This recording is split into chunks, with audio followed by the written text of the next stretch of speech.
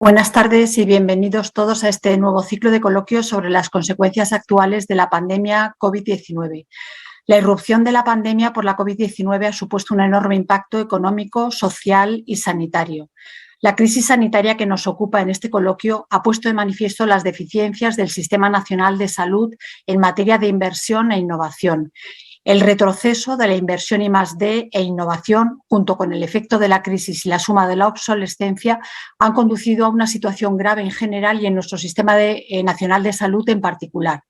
Todo ello hace imprescindible la puesta en marcha de un plan de inversión y reformas. Desde el Consejo Europeo se aprueba el Plan de Recuperación, Transformación y Resiliencia por un total de 69.500 millones de euros hasta 2016. En este contexto, hemos visto la necesidad de promover este coloquio en el que nos centraremos en 4 bloques de 15 minutos de duración cada uno de ellos. El primer bloque será cuál ha sido y está siendo el impacto de la pandemia en el Sistema Nacional de Salud, en el que se intervendrá por orden primero el doctor Julio Mayor, a continuación el doctor Crespo y a continuación el doctor Francisco Jorquera. El segundo bloque será si ha habido diferencias autonómicas entre las 3 comunidades que van a estar representadas. El tercer bloque será cómo revertirán los fondos COVID en el Sistema Nacional de Salud y finalmente acabaremos con el cuarto bloque, que es si es adecuada la distribución o si se van a plantear otras necesidades. Tras la finalización de los bloques, abriremos el debate con las preguntas de la audiencia. Para ello tenemos la oportunidad de compartir este coloquio con 3 doctores que sin duda enriquecerán esta reunión. En primer lugar, iniciaremos con el doctor Julio Mayor, director médico del Hospital Universitario Clínico de San Carlos, profesor titular de cirugía y director de la Unidad de Innovación del Instituto de Investigación Sanitaria del Hospital Clínico de San Carlos. El doctor Javier Crespo, jefe de servicio de digestivo del Hospital Universitario Marqués de Valdecilla, profesor titular de Medicina, presidente de la Comisión Nacional de la Especialidad de Digestivo y presidente actualmente de la Sociedad Española de Patología Digestiva. Y finalmente el doctor Javier Jorquera, jefe de servicio del Complejo Asistencial Universitario de León, experto europeo en gestión de calidad y sistemas de calidad europeos AEC 2011 y ex vocal de la Junta Directiva de la Sociedad Española de Patología Digestiva. Sin más preámbulo, vamos a pasar al primer bloque acerca de cuál ha sido y está siendo el impacto de la COVID en el Sistema Nacional de Salud. Comenzaremos con el doctor Julio Mayor. Buenas tardes, Julio. Hola, María. Mi primera pregunta para ti va a ser ¿cuál es tu percepción sobre el impacto de la COVID a nivel hospitalario desde tu punto de vista gestor? Pues primero, muchas gracias, Maribel, muchas gracias a los organizadores, a la Sociedad Española de Patología Digestiva, de la que soy miembro, por darme la oportunidad de pasar unos minutos con vosotros reflexionando sobre algo que es muy importante, porque evidentemente no podemos cambiar el pasado, pero sí que deberíamos tener una idea clara de cómo construir el futuro, porque esto va a ser relevante para nuestros pacientes y para nosotros. Voy a expresar mi opinión no como director médico ni como director de innovación, sino simplemente como Julio Mayor, después de haber pasado, la verdad es que unos meses, 1 año y medio, en una situación compleja.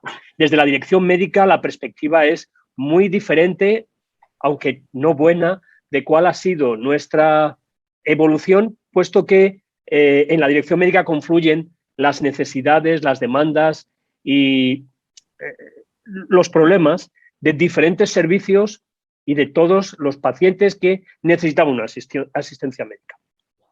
Primero de todo, querría recordar que se nos dijo que esto no se podía prever y hay que resaltar que no es cierto.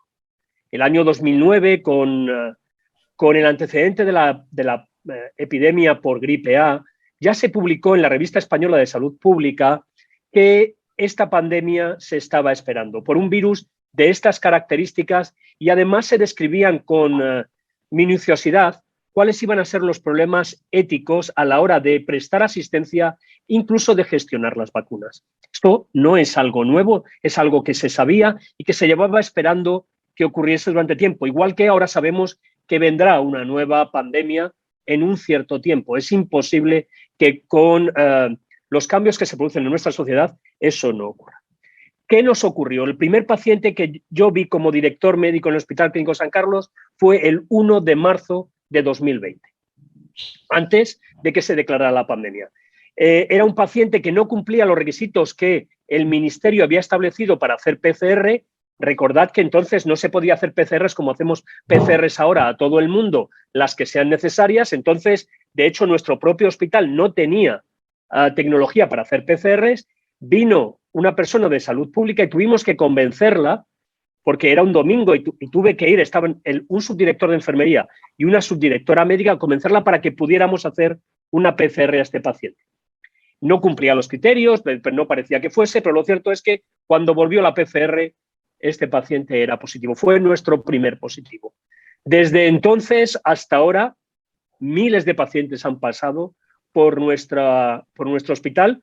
La Comunidad de Madrid ha sido, sin duda, uno de los puntos clave más calientes. Es una zona cero por las características que nos asemejan y nos diferencian del resto. Por ejemplo, somos una única provincia, como pasa en Cantabria, pero tenemos una población muy superior a las dos provincias juntas, o a las dos comunidades autónomas juntas, a Cantabria y a Castilla-León, con una densidad de población que es la tercera más grande en el territorio nacional, después de Ceuta y Melilla, y además con centros de comunicación y particularmente un aeropuerto que era el punto de entrada, porque es un hub internacional, el punto de entrada de numerosos visitantes que en muchas ocasiones venían de Italia o venían del Reino Unido, y siempre se dijo aquello de que no serían más de 2 o 3 casos y que esto nunca nos iba a afectar. Lo cierto es que a partir del 1 de marzo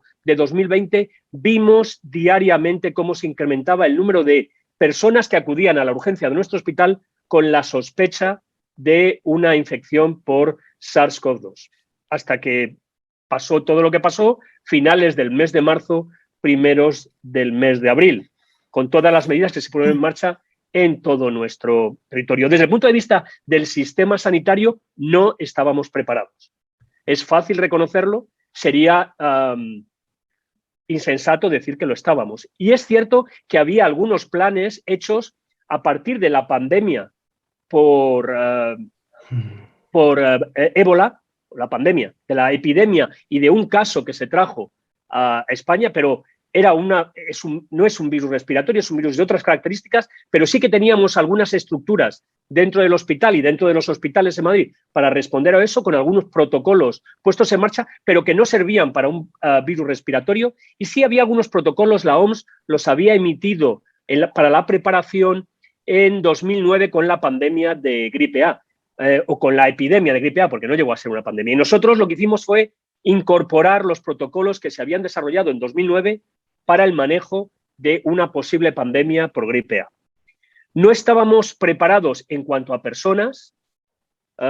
Inicialmente no había programas de personas, no estábamos preparados en cuanto a recursos y no estábamos preparados en cuanto a las reglas que regulan el funcionamiento de los sistemas. Recordad que un sistema sanitario se compone de personas, recursos y reglas. No estábamos preparados en ninguno de esos aspectos. Y lo que ocurrió es que los profesionales y los trabajadores del sistema sanitario estuvieron muy por encima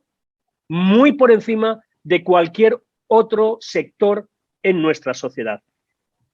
Porque dieron no solo su tiempo y su esfuerzo, sino que arriesgaron sus propias vidas y las de sus familias al tener que prestar asistencia, al tener que trabajar directamente, o sea, no como yo en un despacho diciendo que se haga, metiéndose en la habitación directamente de personas sin ninguna posibilidad de tratamiento efectivo, sin ninguna posibilidad de vacuna y con equipos de protección totalmente insuficientes, teniendo en cuenta que habíamos externalizado la producción de equipos de protección a nuestro archienemigo China, que se encontraba en esos momentos en condiciones probablemente tan precarias como las nuestras.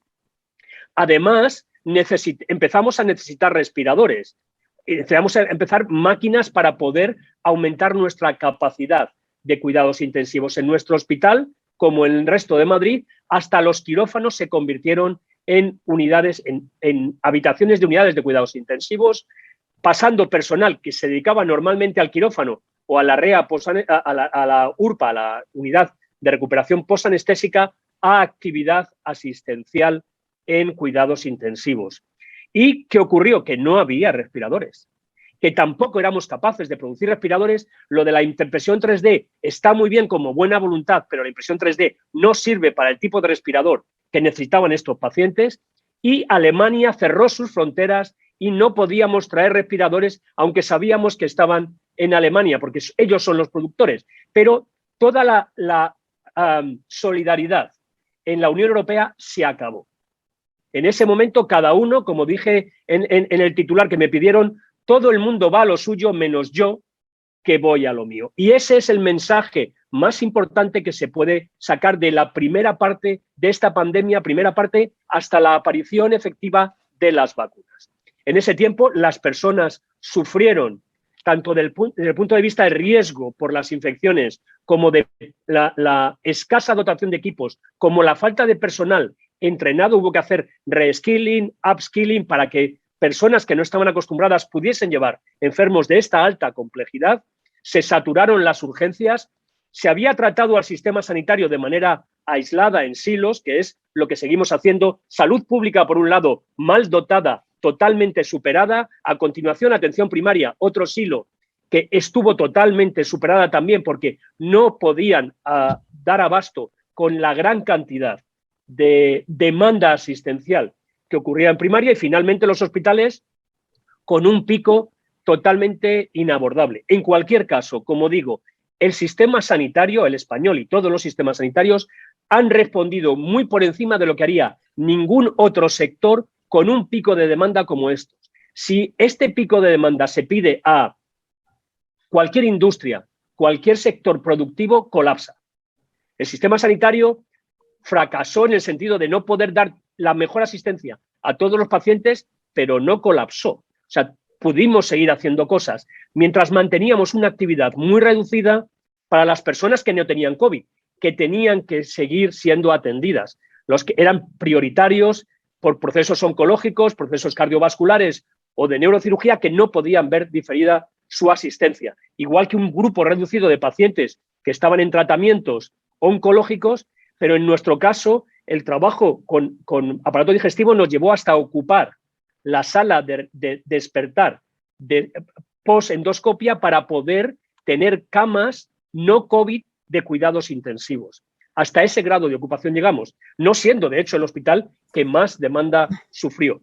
Así que, como resumen, no estábamos preparados, no había un plan, no parecía que fuera a ser nada y fue un tremendo fracaso, y sobre todo no podemos todavía entender, y creo que es necesario exigir rendición de cuentas, por qué en Australasia decidieron una estrategia de eliminación y a 26 de septiembre de 2021 el número de fallecidos por COVID en Corea del Sur es de 2.400, mientras que en la Unión Europea, con los mismos datos, decidimos ir a una estrategia de eliminación, y a 26 de septiembre de 2021, en un país como España, con prácticamente el mismo tamaño que Corea del Sur tiene 51 millones de habitantes, España tiene 47 millones de habitantes, el número de fallecidos oficialmente registrados por COVID es de 86.249. Tenemos que ser capaces de explicar no el fracaso del sistema sanitario, sino el fracaso de nuestra sociedad para prevenir un número enorme de personas fallecidas, más todas aquellas que van a sufrir las consecuencias, tanto desde el punto de vista socioeconómico como de salud, de haber sufrido la infección por SARS-CoV-2. Creo que con esto inicio fuerte el debate. Muchísimas gracias, Julio. La verdad es que ha sido una puesta a punto muy resumida, pero muy completa. Ahora a mí me gustaría dar paso o centralizarlo un poco a menor escala en aparato digestivo, y para eso pues me gustaría mucho que Javier Crespo nos comentara cuál ha sido su percepción desde el punto de vista de la especialidad que nos compete a nosotros, que es aparato digestivo. ¿Cuál ha sido la situación que hemos tenido desde aparato digestivo en esta pandemia?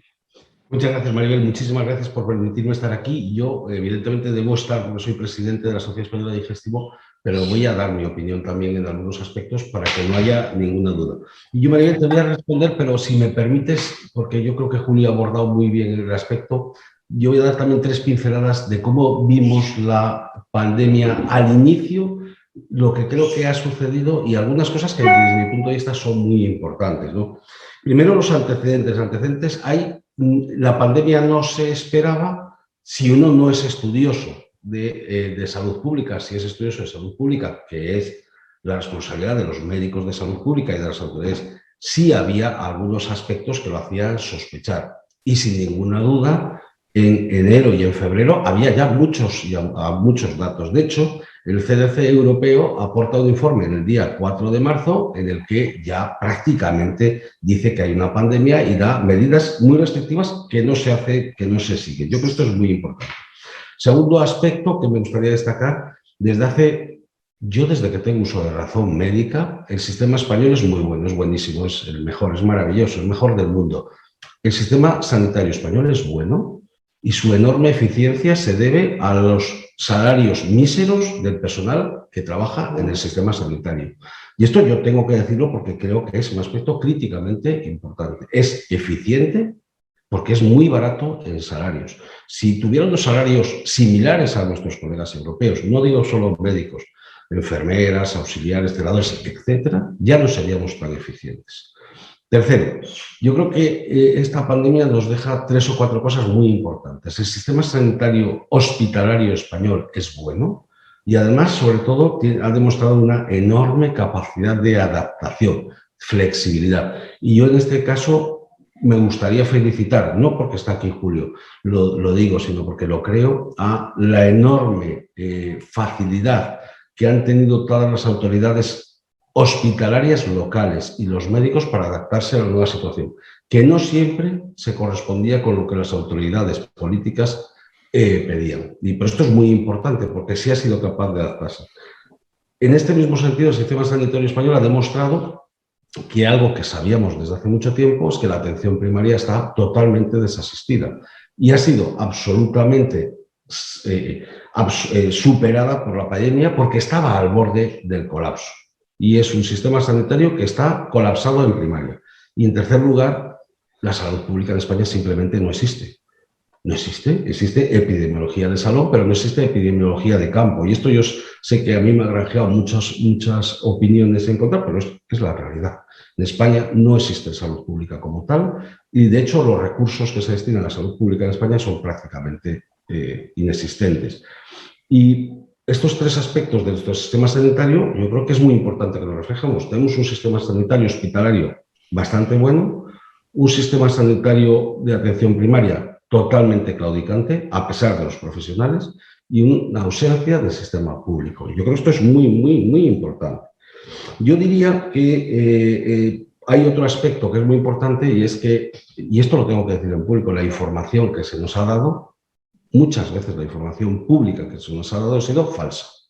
Y esto es importante porque todos podemos entender que no nos pongamos mascarilla si no hay mascarilla. Lo que no nos pueden decir es que no hace falta ponerse mascarilla, porque esta es una enfermedad de transmisión respiratoria como ha habido centenares de miles. Y yo creo que esto es un aspecto que a mí particularmente me indigna bastante. Es decir, no me indigna el hecho de que no haya mascarillas para 45 millones de habitantes cada 4 horas, porque no las había en ningún país, no me indigna.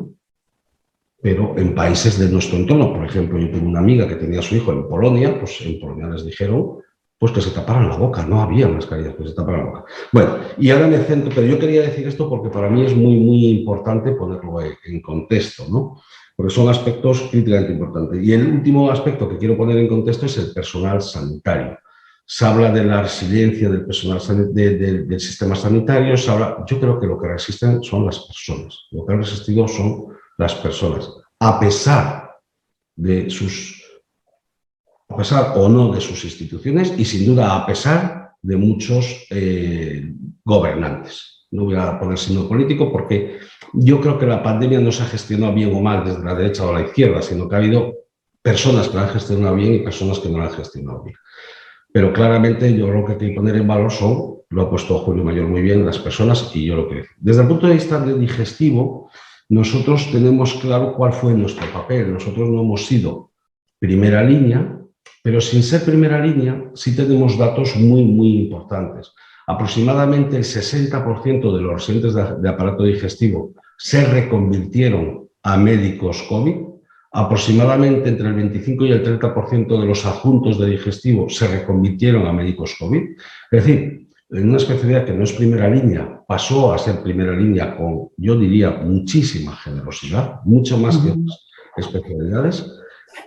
La práctica totalidad de nuestras unidades de endoscopias se vieron cerradas total o parcial, casi totalmente, y en muchos casos fueron utilizadas como unidades COVID, porque tienen, tienen una infraestructura que lo permite, sobre todo, como muy bien dijo Julio, las salas de despertar. Y a pesar de la pandemia, durante todo el tiempo se siguieron haciendo los procedimientos que considerábamos críticamente importantes, ¿no? La atención a las hemorragias digestivas, a los pacientes cirróticos. Se han hecho trasplantes durante el COVID, que es un acto de enorme heroísmo. Se ha trabajado en documentos para saber si se podía o no trasplantar a enfermos que sufrían un COVID y en qué condiciones se podían o no trasplantar. Es decir, yo creo que se ha avanzado de forma extraordinaria. Y nuevamente, yo diría que la inmensa mayoría de los avances surgen de abajo arriba y no de arriba abajo. Yo es algo que he hecho siempre a faltar, que no tengamos un poquitín más de orden, ¿no? Y surgen casi siempre iniciativas de abajo a arriba. Y yo simplemente con estos datos que he dado de la atención de los médicos, creo que es lo más importante. Obviamente, listas de espera de endoscopias pues han aumentado muchísimo. La detención de los programas de eliminación de la hepatitis C van a hacer que haya un repunte de hepatitis C. La eliminación de los programas de cribado del cáncer de colon va a afectar a varios miles de personas. La eliminación de los programas de cribado del cáncer de hepático va a afectar a centenares de personas. Y todo esto se recuperará o no, no si hay voluntad, si hay inversión. Porque una cosa es la voluntad y otra es la inversión. Yo me gustaría, como aquí voy a hablar con mucha claridad, yo creo que esta mañana estuve oyendo a unos consejeros hablar y había una declaración de intenciones maravillosa, pero no oí ni una cifra. Y esto cuesta dinero. La salud cuesta dinero. No sé si lo vale, pero lo cuesta. Y yo creo que esto es muy importante. Por lo tanto, yo también me pidieron una frase que la voy a dar ahora, de titular: hemos sufrido juntos mucho, hemos avanzado mucho juntos, pero juntos no hemos aprendido mucho. Hemos aprendido muy poco y, sinceramente, soy bastante pesimista para el futuro porque los presupuestos que se van vislumbrando para el año que viene son muy, muy, muy malos para sanidad. Muchas gracias, Javier. La verdad es que también tus apreciaciones han sido muy claras, clarísimas, y además yo creo que las últimas frases que has mencionado pues nos van a dar pie para que continuemos con Paco Jorquera, que nos va a decir realmente en una frase que recientemente hizo pública en un medio de comunicación, hablando precisamente sobre que la austeridad en sanidad o en salud mata. Y es un poco al hilo de la última frase que has dejado tú, Javier. ¿Qué podrías decirnos acerca de esta frase? ¿Qué quieres decir o qué quisiste decir con esto? Bueno, ilústranos. Algo muy sencillo. Lo primero, gracias, Maribel. Muchísimas gracias a la Sociedad Española por permitirme estar aquí. En España se ha dado por hecho que disponer de un servicio de salud prácticamente universal nos protegía independientemente de cualquier avatar económico y político que no fuese cataclísmico, ¿no? Además, también se daba por hecho que este sistema de salud automáticamente se ocupaba de la calidad, se ocupaba de la actualización y se preparaba para los desafíos del futuro. Y nada más lejos de la realidad.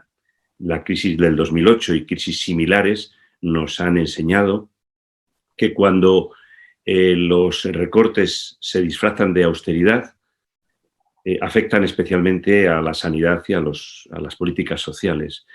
Y cuando esto ocurre, lo que sucede es que aumenta la desigualdad social, aumentan las tasas de pobreza, se pierde, perdón, la cohesión social, y esto al final cuesta vidas, pero cuesta vidas con nombres y apellidos.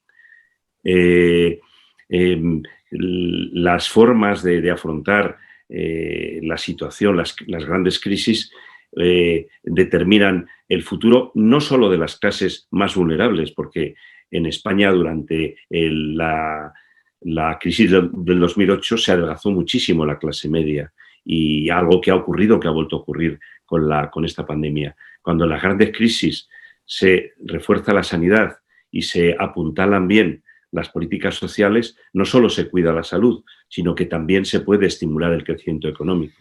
Esto lo hizo, vamos, no es nada nuevo ni nada que yo descubra, lo hizo Roosevelt en el 1933, tras la Gran Depresión, lo ha hecho Bielorrusia cuando se hundió la Unión Soviética, y la mayor parte de los países que se desgajaron fueron sometidos a una privatización dura y a unos recortes muy exigentes. Bielorrusia no lo hizo y salió de la Unión Soviética con una situación económica y social mucho mejor. Lo ha hecho Islandia en la crisis del 2008.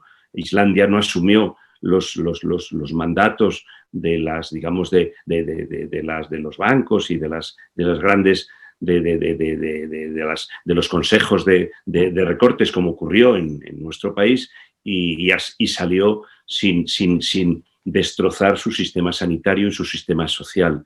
Un continente que sufrió muchísimo en el 2008 fue América Latina. América Latina no se había recuperado cuando ha llegado la pandemia COVID, no se había recuperado de la crisis del 2008. Su sistema sanitario, sistema social en general, estaba bastante debilitado. Bueno, pues América Latina creo que tiene más o menos el 7% de la población mundial, ha tenido el 17% de los infectados y ha sumado el 27% de los fallecidos en todo el mundo por la pandemia COVID. Esto es un hecho. Hay un informe que se ha hecho público de la Fundación de Cajas de Ahorro en España, la Fundación Funcas, donde se pone en evidencia que el impacto de la pandemia ha sido asimétrico, ha afectado mucho más a las clases más vulnerables, se ha abierto mucho más la brecha social, la desigualdad, que no se había cerrado, no se había limitado después de la crisis del 2008. Han caído los salarios de los trabajadores muy por encima de lo que la propia crisis podía prever, y desde luego las necesidades severas se han multiplicado en nuestro país. Yo no tengo ninguna duda, y así lo escribí, así lo opiné, que la austeridad en salud cuesta vidas, mata, y por eso lo dije. Y yo creo que hay datos suficientes, datos en economía de la salud, que lo soportan bien cuando se analizan de forma crítica, claro. Uh-huh. Muchas gracias, Paco, por tus opiniones. Si os parece, como hemos dejado todas las preguntas para el final, porque probablemente tengan un hilo conductor, pasamos al segundo bloque. El segundo bloque que habíamos planteado es, ¿creéis que ha habido diferencias autonómicas especialmente relevantes? Y puesto que estáis los tres representando a diferentes comunidades autónomas, probablemente esto pueda enriquecer el debate, es decir, ¿qué diferencias vemos o cómo percibimos qué ha ocurrido en la Comunidad de Madrid, en la Comunidad de Cantabria y en la Comunidad de Castilla y León? Empezamos por Julio. Está silenciado, Julio. Sí. Lo que quería decir es que seguro que ha habido diferencias, no solo en los resultados, sino en los medios utilizados, pero es difícil encontrar cuáles son los motivos. Evidentemente, hay diferencias en la cantidad de personas que se infectaron. Eso tiene que ver no solo con las medidas que se han intentado poner en marcha. Una vez que se elige una estrategia de mitigación, que la Unión Europea decide que no va a eliminar, sino que va a mitigar, es complejo saber cómo comparar cosas diferentes. Pero en cualquier caso, Madrid ha tenido claras diferencias con respecto al resto de las comunidades autónomas, tanto en incidencias. Cierto que la mayor incidencia han sido normalmente en las tres comunidades autónomas con mayor densidad de población, Ceuta, Melilla y Madrid, pero hemos tenido diferencias porque tenemos un sistema sanitario hospitalario hiperdimensionado comparado con otras autonomías. Por otro lado, no tenemos la dispersión de población que tienen Castilla y León, por ejemplo, lo cual dificulta muchas veces el traslado de pacientes. Esto impacta sin duda en el consumo de recursos necesarios para afrontar una situación como esta, y luego que la expectativa de vida en Madrid es mayor a la del resto de las comunidades autónomas. Eso lo que dice es que hay muchas más personas mayores. La situación de las residencias también tuvo un impacto enorme tanto en la gestión como en los resultados, puesto que eran la población más vulnerable. Y esto es particularmente relevante en hospitales como en Puerta de Hierro, que tiene la mayor tasa o el mayor número de residencias a los que tiene que prestar asistencia. Esto obligó a reorganizaciones con los efectos que eso ha tenido muy importantes. Sin duda, Madrid además consume una gran cantidad de recursos, pero de repente nos dimos cuenta que, como las comunidades autónomas que nos rodean ofrecían condiciones más ventajosas para nuestros profesionales, muchos de ellos decidieron abandonar el sistema en Madrid e irse a otras comunidades autónomas, lo cual era especialmente complicado con la enfermería. Y por otro lado, pusimos en marcha el Hospital Zendal, el hospital, como lo quieran llamar, de pandemias o de emergencias, que además ha supuesto una potencial solución, pero también un potencial problema, porque la gestión de los recursos humanos en una institución como esta es extremadamente complejo. Nosotros hemos tenido que ceder profesionales, incluso médicos de aparato digestivo que tenían un contrato COVID, que de repente veían que tenían que irse al Hospital Zendal. Y muchas veces parecía que era el director médico el que mandaba a los profesionales allí. La decisión era una decisión pactada entre la consejería y los sindicatos, que definió unos criterios por los que los profesionales con contrato COVID tenían que circular por el Hospital Zendal. Pero sin duda eso, que ha sido una ventaja en algunos casos, nos ha supuesto un problema en la gestión de las personas, que es lo clave. O sea, lo clave en la organización de nuestros sistemas es que el gran conocimiento y la gran capacitación de los profesionales ha hecho posible responder a una crisis como esta. Si hubiera sido por nosotros, por los directivos, estaríamos hundidos. Lo mejor que se puede hacer en una situación como esta, y yo lo recomiendo para el futuro, es consultar a los que saben, a los que están todo el día con los pacientes, porque ellos son los que pueden solucionar el problema. Es triste que haya sido así. Deberíamos haber tenido una organización dispuesta, pero eso requiere, como dijo Paco, inversión, y como dijo Javier, organización. Y parece que ninguna comunidad autónoma estaba a ese nivel, visto los resultados obtenidos tanto en infectados como en fallecidos. Muy bien, muchas gracias. Javier, desde la Comunidad de Cantabria. Sí, yo también estoy muy de acuerdo con Julio. Yo lo he sistematizado un poco, ¿no? ¿Ha habido diferencias autonómicas? La contestación es sí, seguro, porque España, por desgracia, tiene 17 sistemas de salud diferentes y tienen diferentes realidades porque, entre otras cosas, y vuelvo a decir, porque es muy importante que la gente sepa, en las comunidades del norte de España, yo creo que una de ellas, somos unos privilegiados en cuanto a inversiones, de tal forma que se invierten en torno a 1.500 euros por persona año en salud, y hay comunidades de España que invierten 500 euros menos. Y, por supuesto, que hay diferencias. Eso es una experiencia. Yo creo que las diferencias se deben, yo los voy a sistematizar un poco, a diferencias en la densidad de población, que ha puesto Julio muy bien. Los sistemas de registro no son exactamente igual, y yo creo que este es un aspecto que luego hablaremos de él. Por eso hay esa diferencia entre los muertos, entre comillas, oficiales y la mortalidad, el aumento de la mortalidad esperable, el MOMO, ¿no? El famoso MOMO. Y esto es muy importante porque probablemente, además del aumento de la mortalidad esperable por COVID, se produjo un descenso de la mortalidad esperable por accidentes de tráfico, por lo tanto, probablemente es mayor todavía de la esperable, porque debió disminuir alguna, ¿no? Creo que hay diferencias sociodemográficas en nuestra población que justifican diferencias. Hay diferencias en el número de sujetos institucionalizados, donde la pandemia fue especialmente grave, y esto está claro.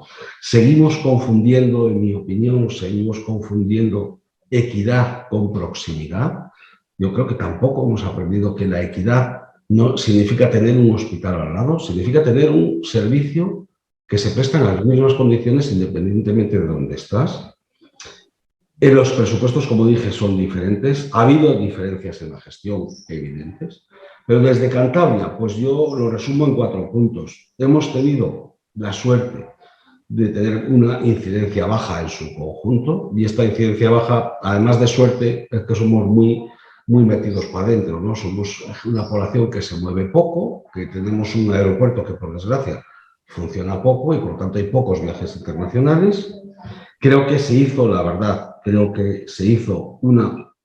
yo diría que una muy buena gestión hospitalaria en el Hospital Valdecilla, que en este caso de Cantabria, pues es, digamos, 3/4 partes de la hospitalización de la comunidad.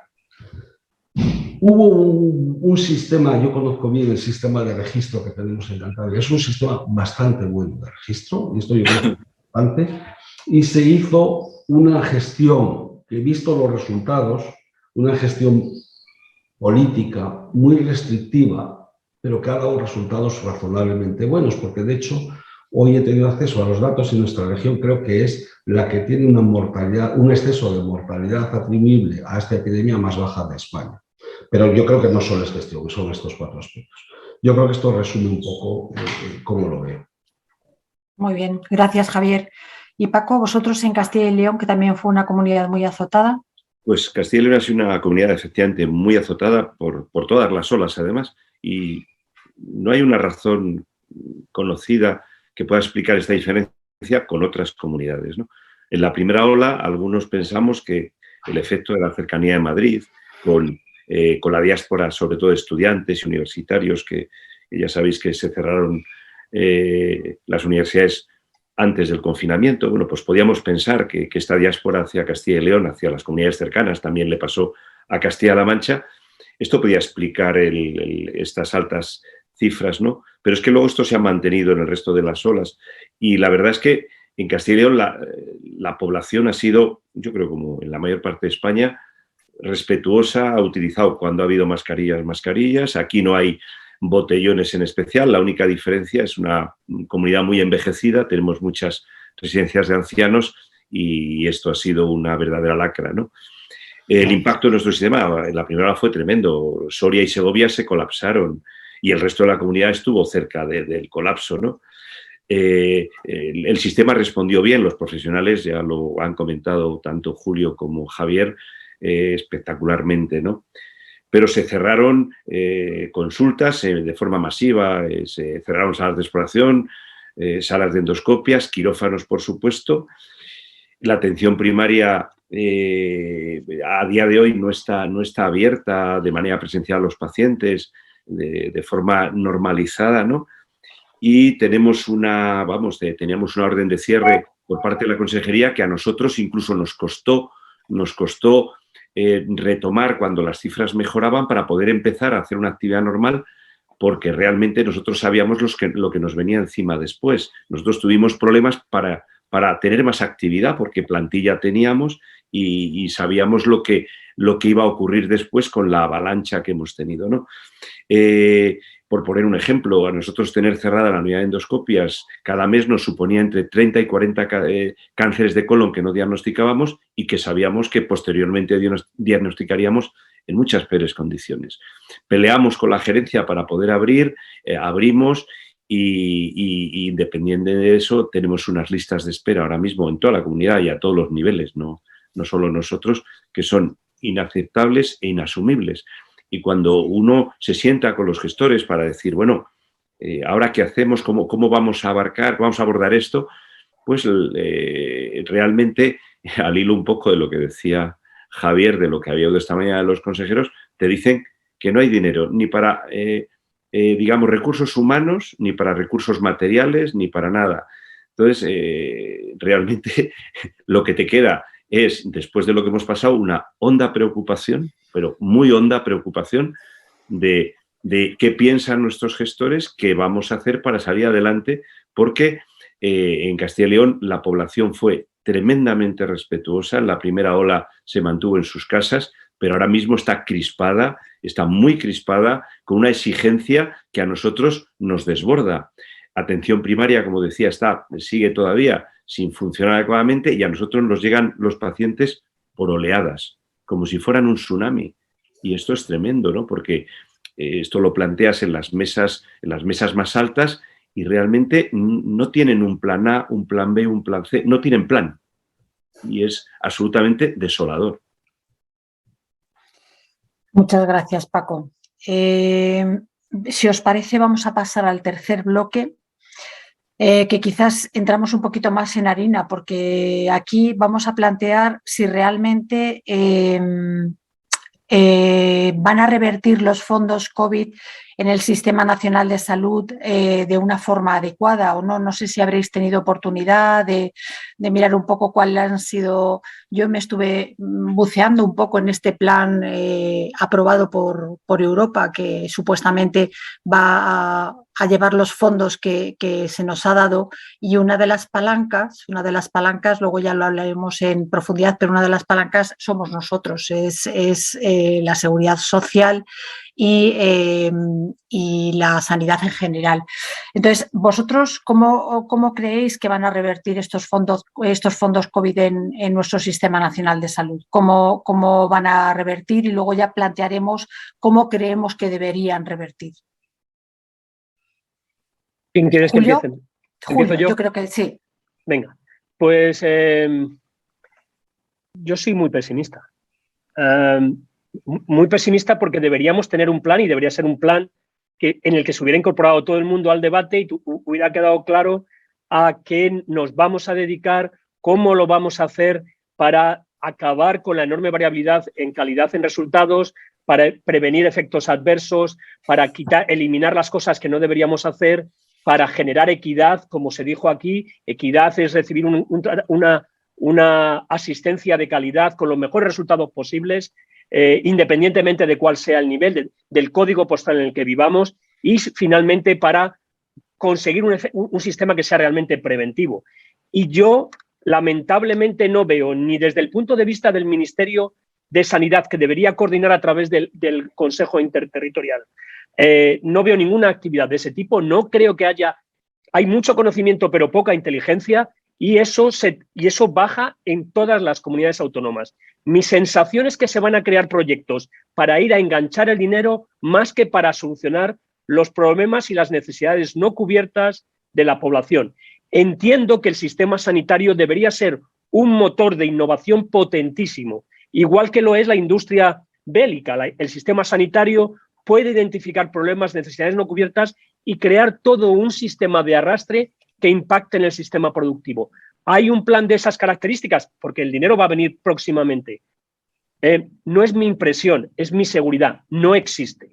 Vamos a hacer más de lo mismo, encontrar alguna justificación para pillar unos millones, intentar hacer un poco durante un cierto tiempo, y cuando se acaben esos millones, ¿qué? ¿Qué hemos dejado?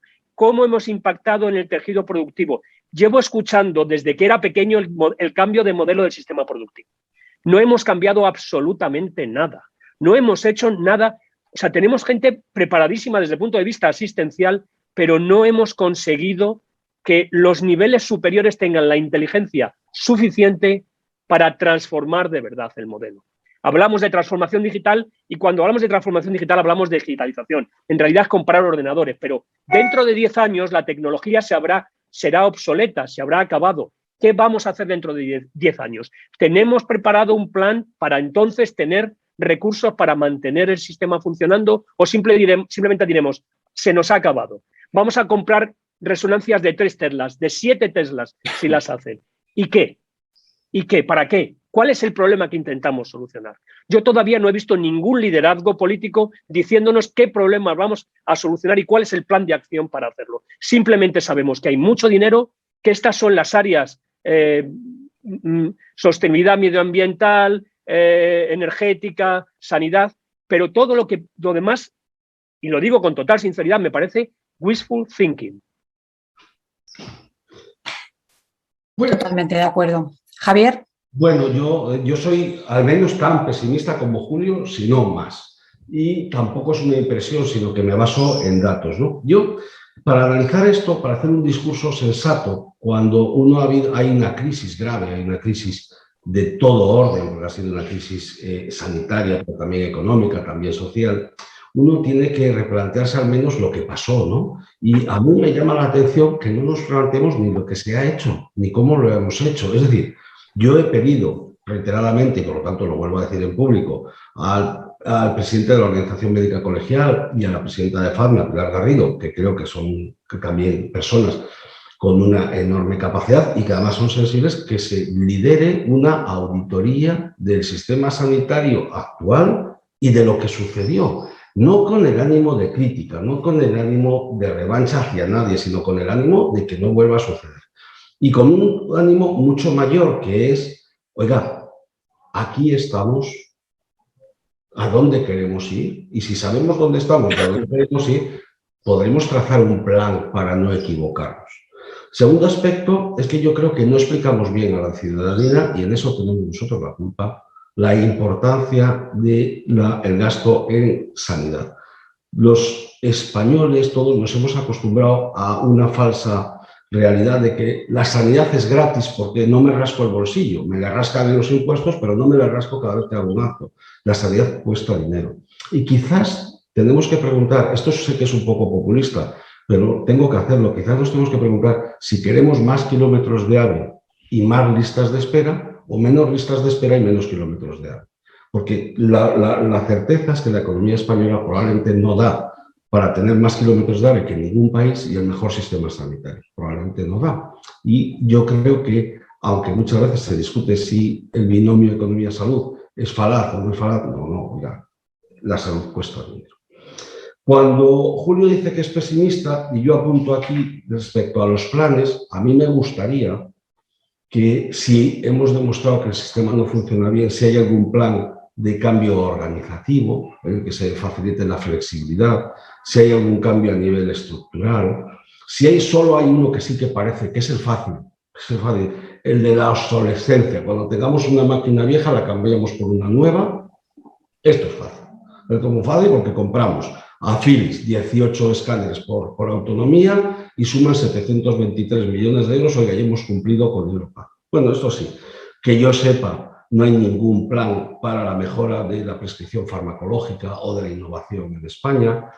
A pesar de que se habla continuamente de la colaboración público-privada, esto es totalmente una cosa que es intangible. Y yo cuando leo, digo, oye, ¿hay algún plan de formación? No. ¿Hay algún plan de captación de personal? No. ¿Hay algún plan de captación de talento? No. ¿Hay algún plan para que los centros de salud en los que es difícil que el médico se quede? No. No hay ningún plan de nada. No existe. ¿Existe algún plan para dotar adecuadamente el sistema sanitario de médicos, enfermeras, etcétera, y hacer un recambio en el futuro adecuado, que se sabe que va a haber un problema dentro de 5 o 10 años? No. ¿Hay algún plan escrito que diga que los emolumentos de la gente que trabaja son pequeños y que vamos a intentar remediar este plan en los próximos años? No.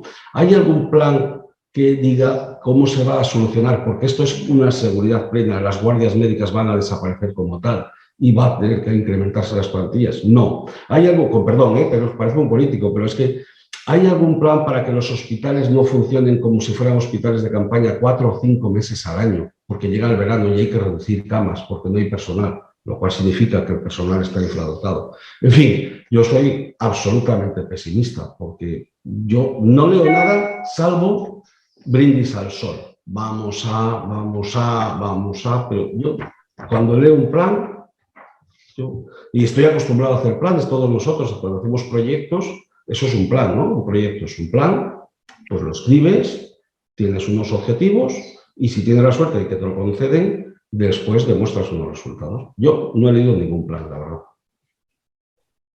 Paco. Bueno, yo no quiero ser reiterativo sobre este tema. Yo pesimista, pues muchísimo, claro. Porque el papel lo soporta todo.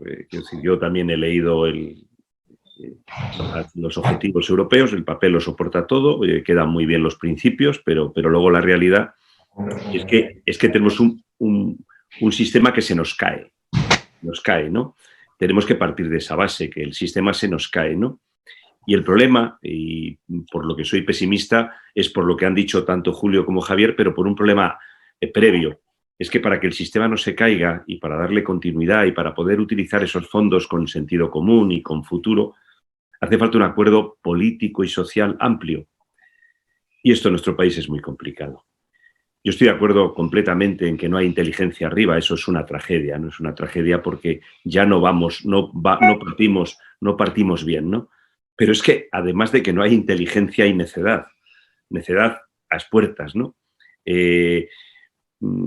Sería lógico que como el sistema de salud vertebra nuestra sociedad tal como la tenemos, sería lógico que para aplicar los planes europeos hubiese un acuerdo básico entre el Ministerio de Sanidad, los diferentes grupos políticos, las diferentes autonomías, bueno, en fin, algo entendible entre gente que piensa y que razona, pero aquí eso no se ve. Entonces, yo estoy totalmente de acuerdo con Julio en que lo que va a ocurrir es que vamos a hacer proyectos de medio pelo para trincar, la palabra trincar la utilizo conscientemente, para trincar el dinero, y luego ese dinero se va a ir por las alcantarillas sin ningún, vamos, como una lluvia torrencial en un suelo duro, ¿no? No va a filtrar, no va a permear nada, ¿no? Tenemos que definir el modelo sanitario que queremos para el futuro. Atención primaria, que es básica en nuestro sistema, está como está. Todo esto hay que debatirlo y los dineros hay que utilizarlos en eso, ¿no? Yo no lo veo porque, como decía antes, lo han dicho también Javier y Julio, no hay ni plan A, ni plan B, ni plan C, ni plan D, a ningún nivel. No a nivel del Ministerio de Sanidad con ese músculo pequeño, sino tampoco a niveles autonómicos, ¿no? Entonces tenemos un mal futuro desde mi punto de vista. Bueno, la verdad es que creo que igual podríamos poner un granito de arena en el sentido de que pediríamos, qué carta haríamos a los Reyes Magos, aunque realmente nunca llegase a los Reyes Magos, pero ¿qué podríamos aportar nosotros? ¿Quién es el interlocutor que nos falta? ¿Quién es la persona que podría hacer de enlace? ¿Quién podría aportar algo desde el punto de vista de nuestro sistema? ¿Qué opináis? Ya sabemos lo que hay, prácticamente se ha comentado por los tres, pero ¿pensáis, está claro que las soluciones no son fáciles, pero pensáis que de alguna manera algún organismo, algún paso a tener en cuenta para avanzar hacia algún sitio? Porque si no estamos en una situación de absoluto inmovilismo. ¿Qué pensáis, Julio? Vamos a ver, el hecho de que estemos debatiendo aquí ya es positivo. El hecho de que seamos pesimistas es positivo. Si fuéramos optimistas, habría poco que cambiar. Y yo creo que estas conversaciones son necesarias.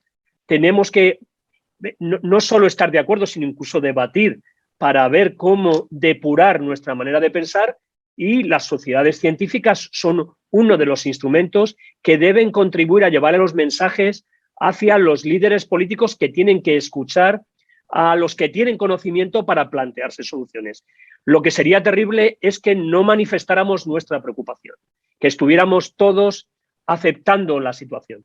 Como dijo antes bien Javier, es necesario hacer reflexiones sobre qué es lo que hicimos mal, porque qué es lo que hemos hecho bien y dónde están los problemas y las necesidades no cubiertas que tenemos que abordar.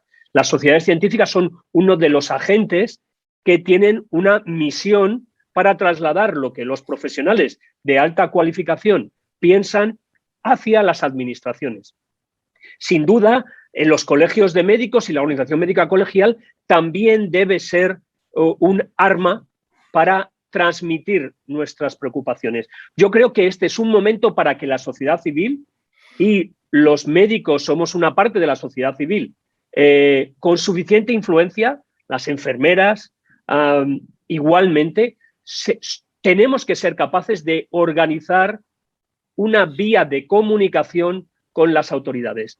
Es cierto que es difícil poner de acuerdo a gente de partidos políticos opuestos, que además hacen lo contrario dependiendo en qué posición se encuentran en el poder, o sea, lo que hacen en un sitio lo contradicen en el otro en función de cuál sea su posicionamiento, pero para eso está la sociedad civil. Y creo que es el momento de que nosotros, como uno de los pilares potentes de la sociedad civil, como profesionales sanitarios, seamos capaces de hacer esto que estamos haciendo hoy, pero además de articular propuestas que canalicemos hacia ministerios, comunidades autónomas, que no parezca que aceptamos por aceptar. Y yo creo que este es un buen medio, pero ahora hay que escribirlo. Como decía Javier, necesitamos un plan de acción. ¿Cuál es el problema?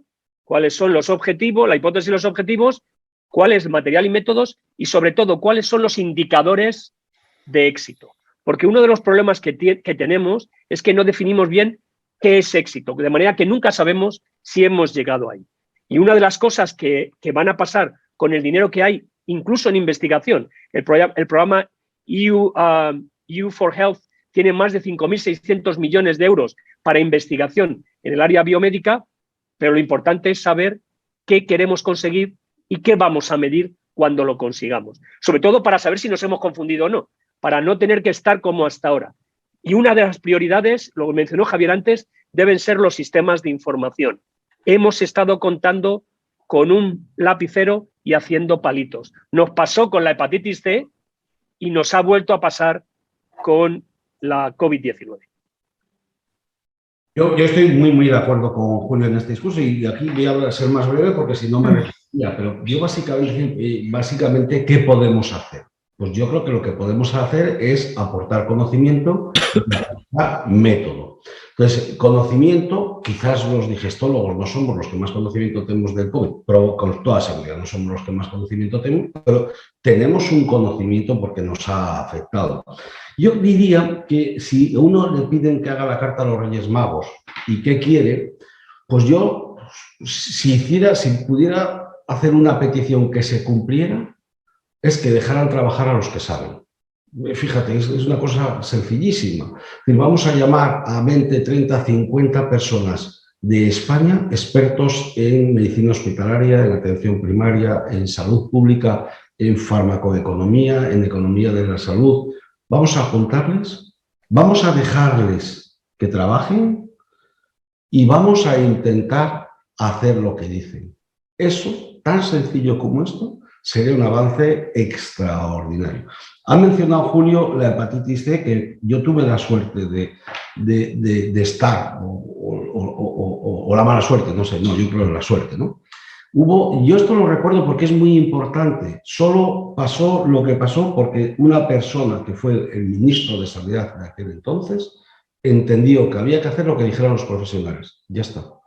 Y fue tan sencillo como eso. Nombrar a un grupo de personas ni muy sabias ni muy listas, que sabían cuál era el problema, eso sí, y que en función de los recursos que teníamos en aquel momento, farmacológicos, no económicos, sino farmacológicos, porque no se puso cortapisa, se llegó a una solución que ha sido un éxito a nivel mundial. Y aquí en España hay que hacerlo, en la crisis COVID hay que hacer lo mismo. Tenemos que redefinir el modelo por parte de expertos y que se deje de llevar a un libro blanco. No, las conclusiones se deben llevar a la práctica. Y esto es todo, simplemente sin sectarismo, sin interferencias políticas, es decir, ver lo que sucede en España y qué es lo que hay que hacer en función de las personas más sabias, entre comillas, o no sabias, con más conocimiento que hay en este. Y yo no pediría más, que hubiera una reunión de gente que sabe a la que le hicieran caso. Es una buena petición esa, una petición buenísima. Sí, ¿vale? Total. ¿Paco? Bueno, pues yo, partiendo de lo que tenemos, que es de donde tiene que venir la solución, nosotros tenemos un país organizado con un Ministerio de Sanidad, con 17 comunidades autónomas, con sus diferentes consejerías y un consejo interterritorial. Estos son los gestores de la salud de nuestro país, los que tienen la responsabilidad y los que tienen el dinero y los que van a recibir el dinero. Problema de inteligencia, bueno, pues ¿cómo se puede compensar? Julio aportaba vías, pero todo lo que hagamos, el libro blanco, un gran debate, un proyecto, todo lo que hagamos unos y otros, todos los que participan. Yo estoy de acuerdo con Javier en que los profesionales de la salud deben de reflexionar sobre las soluciones y deben de elevarlas a estos organismos, ¿no? Pero todo lo que hagamos lo tienen que, digamos, que hacer realidad nuestros gestores. Es decir, de alguna manera tenemos que ponernos de acuerdo con ellos, o tienen que entender, o tenemos que hacerles entender que esto no funciona y no va a funcionar, que no, a base de parches no va a funcionar si queremos un modelo de futuro. Y vuelvo al problema de antes, a lo que decía yo, que esto requiere de un acuerdo social y político, y sin esto no vamos a ningún lado. Es decir, uno de manera ingenua piensa que como las distintas autonomías tienen un color político distinto, el interés es común, no hay diferencias grandes en la gestión en la mayor parte de las cosas, pues sería fácil que los responsables políticos se pusiesen de acuerdo en que las conclusiones, digamos, las elevadas, las conclusiones de un libro blanco, de una evaluación a fondo de lo que es el sistema de salud y hacia dónde podemos ir con los recursos que tenemos, pues se llevarán a cabo, ¿no? Pero tenemos que entender que sin ese acuerdo político y social previo no conseguimos nada. O sea, por lo que tenemos que luchar nosotros es porque nos entiendan la importancia que para este país, vuelvo a decir, el sistema de salud vertebra la sociedad en nuestro país, mucho más que en otros. La crisis del 2008 se soportó mucho mejor por el Sistema Nacional de Salud. Si no, yo no sé qué hubiera ocurrido en nuestro país. Entonces, esta riqueza que tenemos, con todos los agujeros, con todos los rotos, que necesita pues no sé cómo expresarlos, pero desde luego necesitamos definir mejor el modelo, tenemos que hacérselo llegar a nuestros gestores. Lo que hablemos aquí es importantísimo, lo decía Julio, la sociedad civil tiene mucho que ver, pero si no nos escuchan, o sea, tenemos que llegar arriba de alguna manera para expresar no solo que esto no funciona, sino que puede funcionar y que debe funcionar. Yo he dicho que soy pesimista, me refiero en que esos objetivos lleguen a la realidad que nos interesa a todos, los que no tenemos otro objetivo más que cuidar por la salud de los demás, ¿no? Pero tenemos una obligación moral, porque nosotros sí sabemos que no funciona, ellos no lo saben. De verdad, creo sinceramente que no lo saben. Además, creo que llegan siempre al cargo de mayor a menor pensando lo mismo, que nos pueden dar una vuelta de tuerca más, que tenemos una vuelta de tuerca más para hacer más con menos. Y eso no hay más vueltas que dar. Esto no da para más. Entonces, yo creo que nuestra obligación es hacerles llegar la certeza de que la única manera de que nuestro sistema de salud perviva, desde luego, es modificándolo, porque ahora mismo, ya digo, se cae. Y que esa modificación, en una parte importante, tiene que venir de la opinión de los que saben, de los que trabajan día a día. Y que esa opinión es sincera, no es política, no tiene ningún otro interés. Entonces, esa opinión a través de sociedades científicas, de todo el que participa, tiene que plasmarse, tiene que permearse hacia los grupos políticos, porque si no, no hay nada que hacer. Tiene que ir vehiculizada, es una desgracia, pero es así. Si no, no llegamos. Pero es fundamental que lleguemos. Por eso digo que los que creemos que esto es importante tenemos el deber moral de pelear por ello, porque si no, yo no sé qué le vamos a dejar a nuestros hijos, de verdad, ¿eh? Totalmente, hay que coger ese guante, sin lugar a dudas, sin lugar a ninguna duda. Pues poco a poco están llegando algunas preguntas, muy poquitas, porque yo creo que realmente la mayor parte de la gente debe estar muy de acuerdo con todo lo que se está diciendo aquí y haya quedado muy poco en el tintero, pero alguna que otra pregunta ha llegado. Si os parece, las leo, ¿no? A ver qué os parece. Tenemos una pregunta de Carlos Rico Bocos que dice: seamos claros y políticamente incorrectos. Los datos de exceso de mortalidad indican que Madrid se sitúa en la peor situación del ranking en 2020 y eso es consecuencia de la laxitud comparándola con el resto de las comunidades en las que las medidas de restricción de las actividades sociales y de la gestión de las residencias. ¿Qué opináis? Sobre todo tú, Julio, que estás... Evidentemente en el exceso de mortalidad hay muchos factores. Uno de ellos seguro que es la gestión, pero no solo será la gestión. Ese es un problema porque, claro, un análisis poco granular nos lleva a hacer generalizaciones. Seguro que Madrid ha tenido un comportamiento diferente, pero seguro. Pero habría que analizar con más detalle por qué. Eso no es políticamente correcto. De hecho, decir que Madrid tiene peores resultados porque se ha comportado de manera diferente es políticamente muy correcto. De hecho, es lo que dice mucha gente a este respecto. Lo difícil es saber dónde está mal hecho para corregirlo, porque si no, corremos el riesgo de llegar con mucha precisión al sitio incorrecto.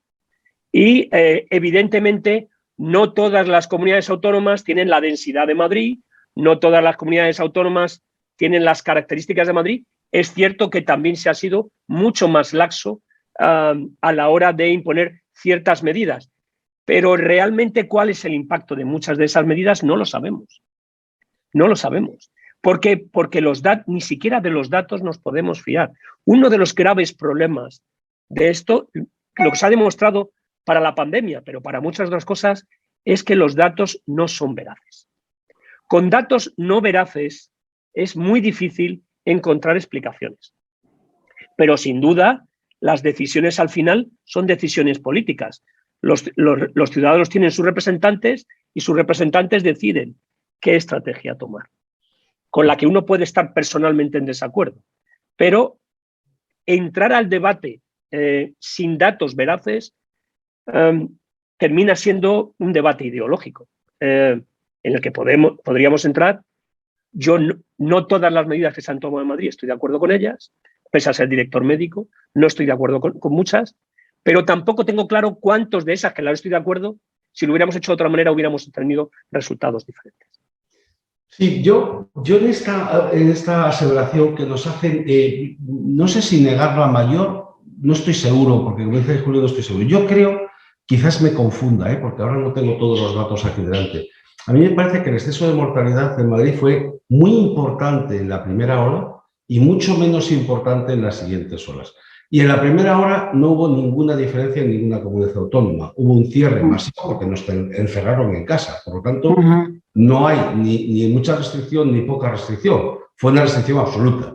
Y yo creo que se produjo en la primera ola y que después la diferencia de mortalidad fue mucho menos acusada. Esta es mi percepción, que si estoy equivocado pido disculpas, pero esta es mi percepción.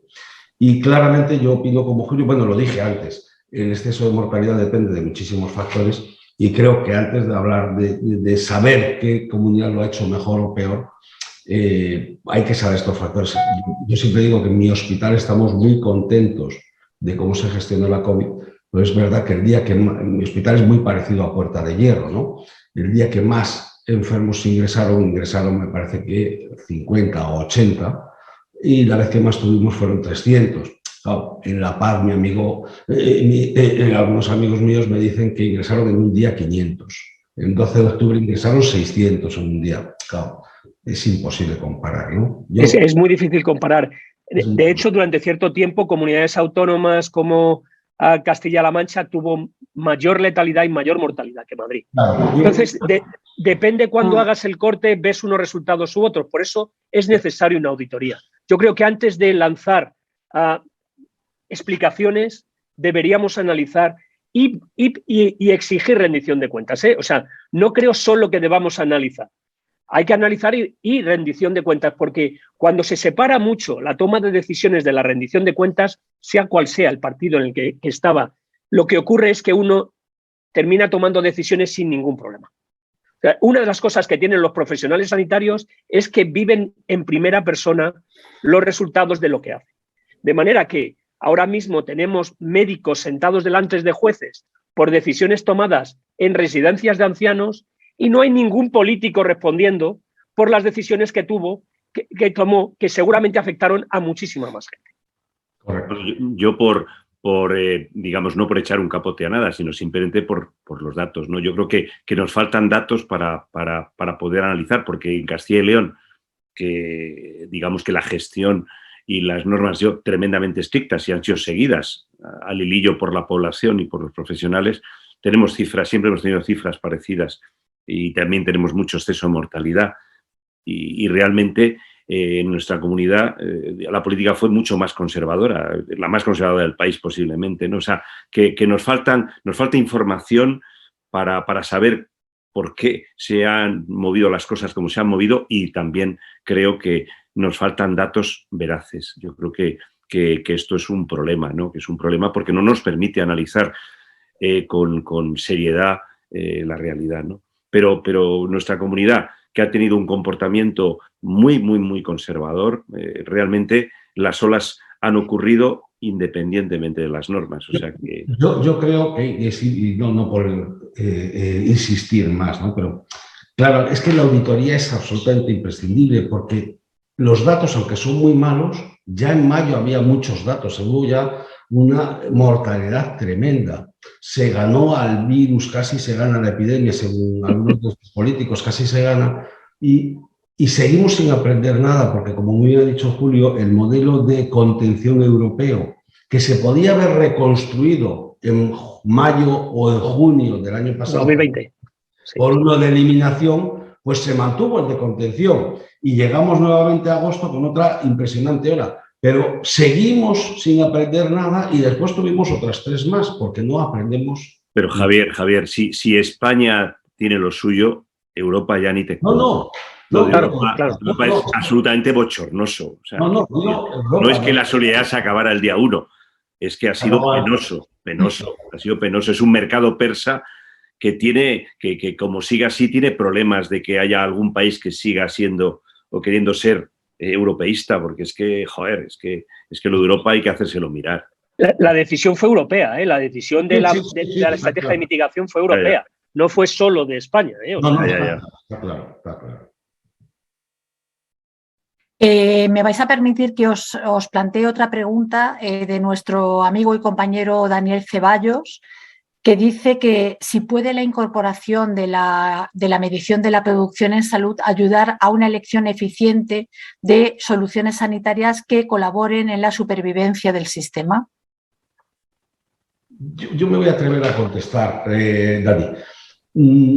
Yo cada vez que me plantean la medición de resultados para incrementar la eficiencia, llevo siendo jefe de servicio 11 años, es que quieren recortar algo. Y si es para esto, mi contestación es no. Es decir, si es para decir que, por ejemplo, el cribado del cáncer de colon, que es una inequidad absoluta en España, porque hay regiones que participa el 80% de la población y otras donde participa el 8% de la población, si es para decir que la inequidad del cáncer de colon hace que se diagnostique más tarde el cáncer de colon y haya más muertes por cáncer de colon en una región y en otras, esos resultados en salud ya los tenemos. No hace falta que se estudien otra vez, esos ya los tenemos. Si la pregunta es, ¿necesitamos conocer mejor lo que hacemos para poder tomar mejores decisiones en todos los ámbitos? Es obvio que la contestación es que sí, estoy totalmente de acuerdo, y además es seguro que las decisiones son correctas. Pero a mí me gustaría que antes de tomar esa decisión, las que ya se conocen, las que ya conocemos, se aplicaran. Porque hay algunas que ya conocemos hace décadas. Cribar el cáncer de colon es bueno y no se hace por nada por cribar el cáncer de colon. Cribar el cáncer de hígado es bueno y no se postula. Yo estoy hablando ahora ya como digestólogo, ¿no? Y no se postula. Es decir, sí, pero avanzando en lo que ya se conoce, implementando lo que ya se conoce. Yo estoy de acuerdo con Daniel, porque por definición estoy siempre de acuerdo con Daniel, pero también, Javier, lo que dices tiene mucho sentido, porque hay resultados, llevamos conociendo resultados a partir del CMBD con diferencias extraordinarias en resultados en salud a corto plazo entre unas comunidades autónomas y otras, y nadie está dispuesto a cambiar. Es decir, medir es suficiente, medir es necesario, pero no es suficiente. Necesitamos cambiar la cultura de toma de decisiones, pero hay gente que prefiere ocultar los resultados y no publicarlos, porque entonces, ¿qué voy a tener que hacer? Porque no quiero tomar las medidas que tengo que tomar para arreglar los problemas. Entonces, yo creo que es necesario medir resultados, saber qué resultados estamos teniendo y cómo compararlos entre comunidades autónomas, y hacerlos públicos para rendir cuentas, para que la gente nos diga oiga, usted aquí porque tiene esta mortalidad cuando en este otro sitio no la tienen. Pero claro, ha habido resultados, y me consta que ha habido resultados y análisis hechos muy concienzudamente que por parte de las autoridades se han ocultado para no tener que cerrar un determinado sitio, porque los resultados eran pésimos. Si no cambiamos la cultura de rendición de cuentas de nuestro sistema, pues entonces medir es necesario, pero no suficiente. Sí, bueno, de acuerdo, yo pienso lo mismo, ¿no? Pero hay que decir, medir es cultura y desde luego es futuro, no hay otra manera de trabajar. Pero claro, ¿cómo motivas medir si luego metes debajo de la alfombra lo que encuentras porque te pone los colores, ¿no? Evidentemente no somos anglosajones, somos latinos y se nos nota, pero es igual, el futuro solo va por ese camino. Sin duda. Sin duda, no hay otro camino. O sea, hay que medir y hay que medir bien. Bueno, y hay que exigir que las medidas sirvan para tomar decisiones. Exactamente. Entonces, si no, el personal se desanima, ¿no? Claro que es. Porque si no, al final la sensación es que metes datos simplemente para que te controlen. Además, no utilizas los datos para ayudar a tu propia toma de decisiones. Lo que más motiva a los profesionales es tener retroalimentación de los resultados que están obteniendo con lo que hacen. Sin duda. Eso es sin duda. Pero los sistemas de información no están diseñados para eso. Están diseñados simplemente para controlar la actividad. Nos ha entrado otra pregunta de Jesús Fargas que dice: el pesimismo despierta el optimismo. Es necesario que, como habéis comentado, que un grupo de profesionales multidisciplinares se reúnan y aporten cómo es la sanidad, qué debemos hacer para mantener un nivel de calidad asistencial digno y hacia dónde debemos ir para trasladarlo a las comunidades autónomas, al gobierno nacional. De lo contrario, la cohesión social se resquebraja y sin salud no hay economía. Se podría empezar por aumentar plantillas y esto está en manos de las comunidades autónomas porque no se cubren las tasas de reposición. ¿Qué os parece? Yo incluso creo que hay que luchar, pero creo que el problema está incluso antes, ¿no? Hay que tener una estrategia de cuánta gente formamos, cuánta gente empleamos, cuánta gente se retira, y eso en el contexto europeo, porque teniendo en cuenta que la libre circulación de profesionales dentro de la Unión Europea no nos tiene que engañar. Es decir, si los salarios en Alemania o en Francia son mejores, o en Portugal, son mejores que aquí, es probable que aunque formemos muchos profesionales, estos tomen la decisión de marcharse. Es decir, esto no se puede hacer simplemente, pues vamos a contratar a más gente, no. Vamos a ver qué necesitamos para los próximos años, qué planificación de formación de calidad en las facultades, de empleo de calidad, de la gestión de la formación continuada, también de la regulación de la práctica y finalmente cómo salimos, quién se retira, en qué condiciones se retiran. Eso en el contexto europeo. No lo podemos hacer simplemente en Madrid o en Cantabria o en Castilla y León. Tenemos que hacerlo dentro de ese contexto. Pero sin duda es un momento para esa reflexión. Y es un momento para que los profesionales nos movilicemos pidiendo esa reflexión. Y tener claro que no se puede soplar y sorber a la vez. Es decir, la planificación nos tiene que hacer una foto real de lo que necesitamos. Igual que necesitamos plantillas o aumentar plantillas en algunas especialidades o en algunas disciplinas, está claro que en otras no lo necesitamos o incluso lo contrario. En este momento la rigidez perjudica al sistema. Sin duda. Porque no crecen algunas necesidades, porque no se puede aumentar capítulo 1, porque el capítulo 1 es sagrado, y sin embargo hay una inflación en otros niveles. Tú como director médico eso lo tienes que sufrir. Y me resulta muy difícil quitar una plaza de un sitio para... No, imposible, no es difícil, es imposible. Claro, porque se me lanzan. Y además el problema es que esto los anglosajones lo dicen mucho. Y lo decía Javier, lo mencionaba. If you pay peanuts, you get monkeys. Si pagas con cacahuetes, tienes monos. Eso hay que mirárselo. Claro sí, yo fíjate, a pesar de que estamos dando un punto de vista muy negativo, estamos aquí porque queremos mejorar en la sanidad pública, ¿no? Si no, no estaríamos y queremos aportar nuestro pequeño grano de arena. Pero España es un país que tiene cosas inverosímiles, ¿no? Ahora se quiere aumentar el número de facultades de medicina. en España. Hay una corriente para implementar varias facultades de medicina más. Cuando en las facultades de medicina no hay profesores, los profesores en la inmensa mayoría de las asignaturas, dentro de 10 años se habrá jubilado el 80% de los profesores, o nos habremos jubilado. En las asignaturas preclínicas dan clase de anatomía, y lo digo con todo el cariño, personas que no han visto nunca un cuerpo humano. Es decir, es que es inverosímil, pero España es el país de la ausencia de planificación. Entonces vamos a intentar planificar, yo estoy de acuerdo con vosotros, las plantillas en los hospitales tienen que ser, es que hay muchas preguntas que hacer. Yo a Julio, que seguro que ha reflexionado de ello, le haría 5 o 6 preguntas, ¿no? ¿Cuándo vamos a incorporar a profesionales no médicos en las plantillas, entre comillas, médicas? Es decir, porque claro, hablamos del Big Data y todo esto, pero cuando pidamos un exoma a nuestros pacientes y por desgracia nos manden el resultado, va a ser terrorífico porque no vamos a entender nada. Entonces tendremos que incorporar a profesionales no médicos. ¿Cuándo vamos a ser capaces de incorporar a profesionales que solo quieran trabajar a tiempo parcial, porque querrán trabajar solo a tiempo parcial? ¿Cuándo vamos a pagar más a nuestros mejores profesionales? Porque aquí no todo el mundo es igual, oiga, pues hay mejores, hay peores. Y es difícil valorar esa calidad, pero esa calidad la puedes incrementar en tiempo trabajado. A usted le ofrezco un contrato diferente que a usted, porque, oiga, esto es un mercado, ¿no?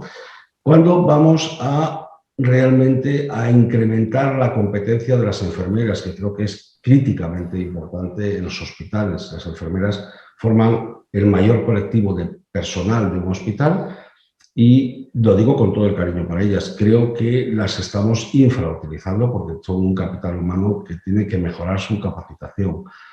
¿Cuándo vamos a integrar la medicina hospitalaria y la medicina primaria, que tiene un nexo de la cronicidad enorme, que es el que gasta el dinero? En fin, hay tantas preguntas, pero todo esto exige flexibilidad. Y por supuesto, y perdón, lo he dicho 5 veces, y exige dinero, ¿eh? Claro. Nuestra legislación está hecha para mantener muy estable el sistema. Claro. O sea, es que tenemos una legislación hecha para que no cambie. Claro, claro, claro. Entonces, es contraintuitivo, ¿no?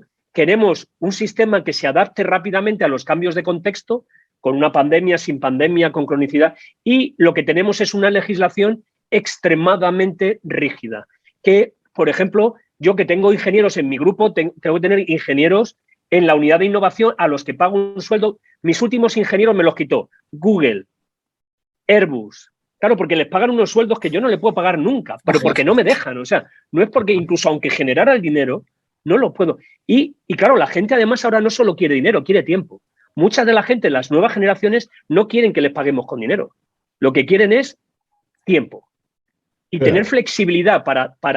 Y esto no puede ser, porque hay que venir aquí a trabajar de 8 a 3.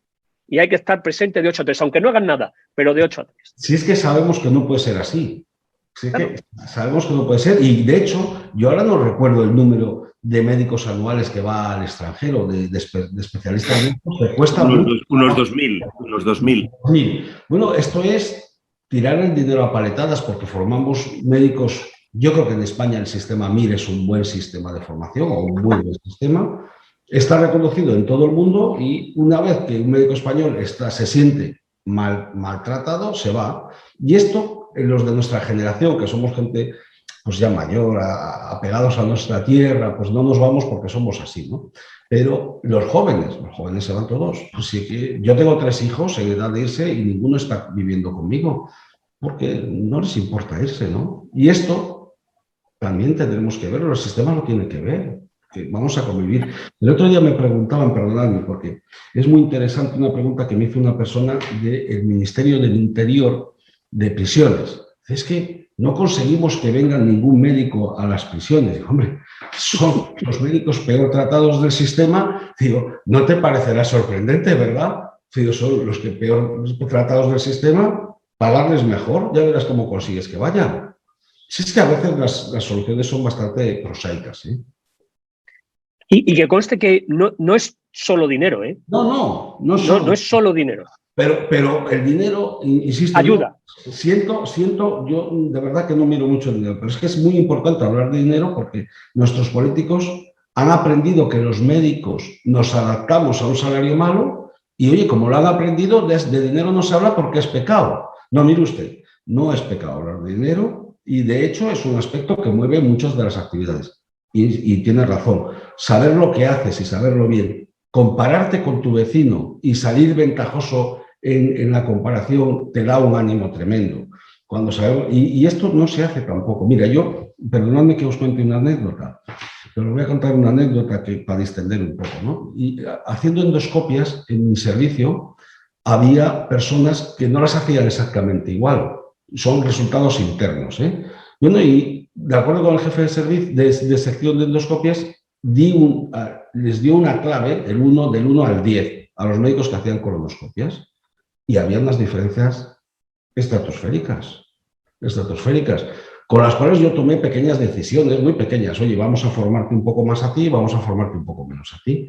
Pero quiero decir, hay que comparar lo que se hace, porque sabemos cuál es el estándar, pues vamos a compararnos con el estándar. Sí, pero no se trata de castigar, se trata de ayudar a avanzar. No se trata de castigar. No, es justo lo contrario, es ayudarle a que se forme mejor. No, es justo lo contrario.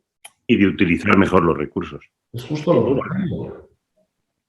No. Bueno, en fin, no sé. Muy bien. Podríamos seguir eternamente porque la verdad es que es una delicia. Yo estoy disfrutando mucho. Espero que todo el mundo que nos esté escuchando también esté disfrutando, porque la verdad es que hemos aprendido, yo por lo menos he aprendido muchísimo, y esto pues ha sido una clase magistral de la situación que estamos viviendo. Inicialmente os propusimos que hicierais una conclusión. Yo no sé si habéis variado de la conclusión que habíais planteado inicialmente después de todo este debate. Si la habéis cambiado, la cambiáis, y si os apetece dar la que pensabais dar originalmente, la podéis dar. Pero yo creo que es muy difícil cerrar el debate con todo lo que habéis dicho, con las conclusiones, pero bueno, sentiros libres para decir la última conclusión de cada uno de vosotros de esta reunión. Por ejemplo, empezamos por Julio, que es como hemos llevado el orden durante toda la... Pues muy rápidamente, realmente no cambio la conclusión, es la misma y sobre todo reforzada después de este diálogo durante esta hora y media. Lo importante son las personas y luego tenemos que adaptar los recursos y las reglas para que las personas puedan llevar a cabo su misión, que en nuestra profesión es muy clara, que es intentar mejorar la vida de las personas. Si eso lo tenemos claro y nosotros tenemos una obligación individual y como colectivo, tenemos que hacer llegar nuestros mensajes a los que toman las decisiones, a los representantes de los ciudadanos, porque este sistema seguro que puede aguantar más, porque después de lo que ha aguantado seguro que puede aguantar. Pero no deben nuestros conciudadanos soportar un sistema que no les puede dar lo mejor que podría para obtener los mejores resultados en salud, como decía Daniel. Sobre todo, para estar preparados, es muy difícil estar preparado por muchos recursos que se tengan para un pico como el que tuvimos en el mes de marzo, abril de 2020. Pero para estar preparados, para aguantar y mejorar continuamente como consecuencia del estrés y de los problemas a los que nos enfrentamos día a día. Muchas gracias, Julio. Javier. Bueno, yo la frase que había dado y que veo que está en Twitter y por lo tanto es la que había dado, yo había puesto: hemos sufrido juntos, hemos luchado juntos, hemos colaborado, pero no hemos aprendido casi nada. Y bueno, pues yo después de este debate voy a cambiarlo un poquito, voy a dar un mensaje un pelín más optimista. Creo que no hemos aprendido casi nada, pero estamos preparados para aprender, podemos aprender y tenemos poco tiempo, pero tenemos algo de tiempo para aprender. Y yo diría que un mensaje que me gustaría mucho que calara en los médicos y nuestros compañeros es que tenemos que hacer pedagogía con nuestros gestores, con los pequeños y con los grandes. Tenemos que explicarles qué significa la salud, explicarles qué significa la medicina, explicarles lo que significa en el conjunto de nuestra sociedad y explicarles que es uno de los pocos valores que, si se pierde, probablemente habremos perdido una parte importantísima de nuestra visión de la propia sociedad. Por lo tanto, hacer pedagogía, mucha pedagogía con nuestros gestores para que cambien su percepción acerca de, no de nosotros, que la tienen buena, yo creo, acerca de lo que es la salud y la medicina, y que la salud tienen que dedicarle recursos. Muchas gracias, Javier. Paco. Bueno, yo decir que nuestro sistema de salud es crítico para nuestro país. y cualquier esfuerzo para mejorarlo vale la pena, y que es una responsabilidad moral para todos aquellos que creemos en esto luchar porque se entienda a todos los niveles, sobre todo en las esferas más altas de nuestros gobernantes, ¿no? Muchísimas gracias. Yo creo que hemos llegado ya al final, nos hemos ajustado al tiempo exactamente. Preguntó Javier cuando empezamos, ¿cuánto va a durar esto? 1 hora y media. Y dije, bueno, más o menos 1 hora y media exactamente ha durado. Entonces, pues es una pena porque podríamos seguir escuchándoos, podríamos seguir debatiendo, pero no tenemos tiempo. Pero probablemente este sea un buen comienzo. Ojalá y en algún momento podamos decir esto. A mí me gustaría daros las gracias de todo corazón, Julio, Javier, Paco, por vuestras magníficas aportaciones. Yo he aprendido muchísimo. La verdad es que yo creo que nos habéis enseñado muchísimo. Hemos podido compartir vuestras opiniones, vuestros conocimientos de esta situación y habéis logrado que el coloquio sea de máximo interés, sin lugar a dudas. Luego lo veremos en redes sociales, pero yo creo que sí. Para mí ha sido un placer, como decía, y os agradezco además que os hayáis ceñido a los tiempos. Quiero agradecer también a todos los asistentes virtuales, que bueno, no sé cuántos habrán sido, pero ya nos dirán los que han sido, pero sí que ha habido algún comentario que han hecho por redes y bueno, pues la gente ha estado muy pendiente de este debate. Espero que haya estado a la altura de las expectativas para todos los que nos han estado escuchando. Quiero agradecer a la Sociedad Española de Patología Digestiva su iniciativa en promover estos coloquios, que realmente yo creo que son una forma diferente de abordar problemas y situaciones. Y también quiero dar las gracias por haber contado conmigo para participar en la moderación y en el diseño de este coloquio. Y, como no, a MSD por su gran apoyo para que esto haya podido llevarse a cabo. Y antes de despedirnos, me gustaría invitaros a todos los que quieran participar al próximo coloquio sobre la incorporación, las modificaciones y los nuevos retos en nuestra especialidad de digestivo. Puede ser un poco reiterativo, pero probablemente le saquemos un poco de punta y podamos ver algunas cosas que nos puedan interesar. Se celebrará el día 23 de noviembre de este año.